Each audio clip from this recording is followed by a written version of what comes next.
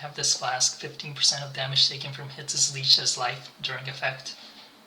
And when I take damage, I just take damage even with the flask on. Take damage of Wurm's Molt. Look how much life I recover. So on my tree, I just have Flask Sustain as Pathfinder and more Flasks Sustain. And then Vow Pact, so I have no life regen. So the exact math of what's going on here is a little bit complicating, but my guess is that 15% of damage taken from hits has to be at least 1% of my life. And that 1% of my life becomes multiplied by 10 from this belt.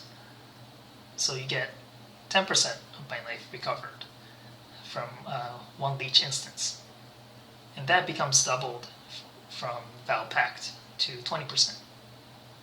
Note that if you're a Slayer, you can take Brutal Fervor, and that gives you 100% increased maximum recovery per life leech. So that will double how much life you can recover per leech instance. So if you also take Vow Pact, you can recover 40% of your life from one hit. Something I noticed is that if you're at full health, you're not going to leech. You have to be under full health. You wouldn't have this problem if you're Slayer or have other sources of leeching at full life, but it's just a little bit unfortunate. You can get around it if you use Blood Rage, so you're always under full health. But yeah, so you can actually self-inflict damage to yourself using Skull's Bridle and leech based on that. It kind of doesn't make sense, but it works. And I also have a lot of Flask effect on the tree. Flask effect here.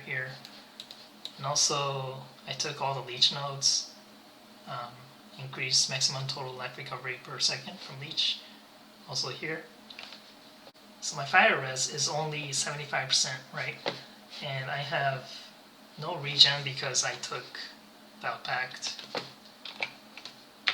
And I just have this flask going and Wurm's Molt.